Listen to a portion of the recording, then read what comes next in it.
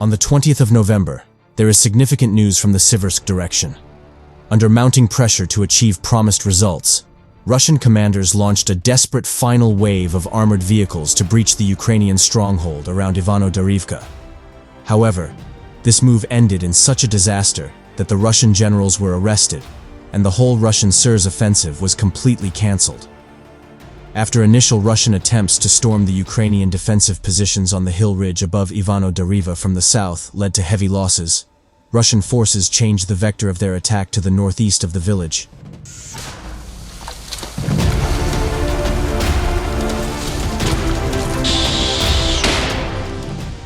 They used the Lysychansk oil refinery as an operational base to gather forces, but again with no success. This renewed failure caused a backlash in Russian media, with prominent military analysts putting local commanders under heavy criticism and requesting their dismissal. With everything on the line, the responsible Russian command staff in the region launched another wave of assaults in a desperate attempt to achieve some results, save their public image, and rescue their military careers. The new assault wave consisted of a turtle tank, multiple tanks with smaller cages against FPV drones, and multiple infantry fighting vehicles. These vehicles used the dirt road from the oil refinery to reach Ukrainian positions quickly, shortening the defenders' reaction time.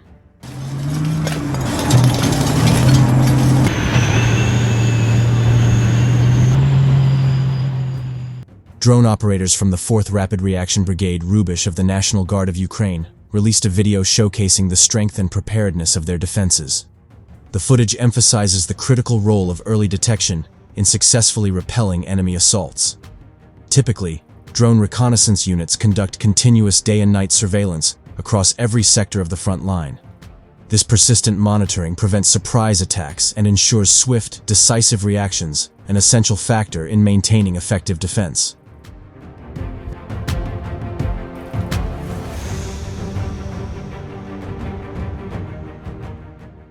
Leading the Russian column was a heavily fortified turtle tank, outfitted with solid metal plating, additional protective cages, and electronic warfare systems, all designed to ensure its progress to breach Ukrainian defenses. Images reveal the moment a Ukrainian FPV drone struck the tank. Despite being shrouded in smoke from the explosion, it pressed onward. The footage then shifts to the perspective of a kamikaze drone bypassing the next tank in the column to focus on targeting the third vehicle.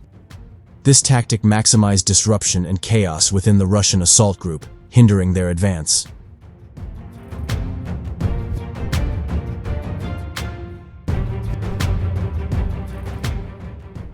The turtle tank and the second tank pressed forward alone, leaving the rest of the convoy behind. Ukrainian drone operators quickly deployed additional FPV drones, inflicting further damage on the turtle tank, and eventually bringing it to a halt.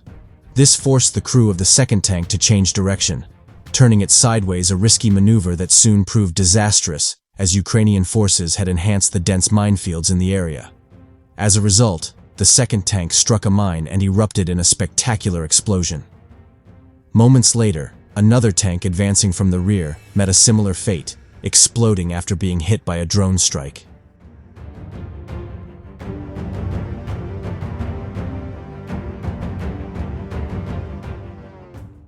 Following this third major setback, outcries from Russian military bloggers grew so intense that the Russian Ministry of Defense was compelled to arrest and remove several high-ranking officers within the 3rd Combined Arms Army overseeing the sector of the front line.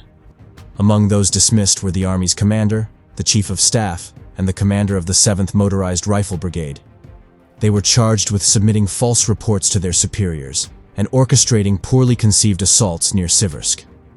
This series of failures resulted in hundreds of Russian casualties, with many wounded soldiers dying on the battlefield without evacuation, while Ukrainian strongholds remained intact and their defenders suffered no losses.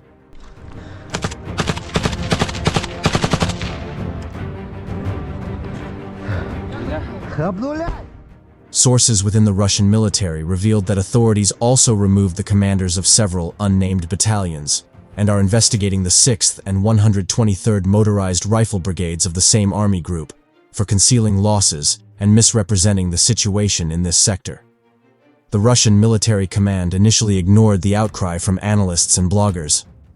Acting on reports from local commanders, They visited a settlement in the region, believing it had already been captured by Russian forces, only to discover this was not the case.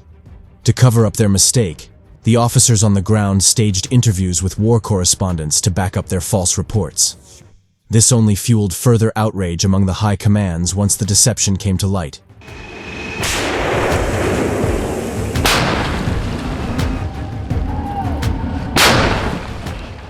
Overall, Ukrainian defenders near Siversk have once again demonstrated the strength and effectiveness of their well-structured, multi-layered defense by destroying another Russian assault group.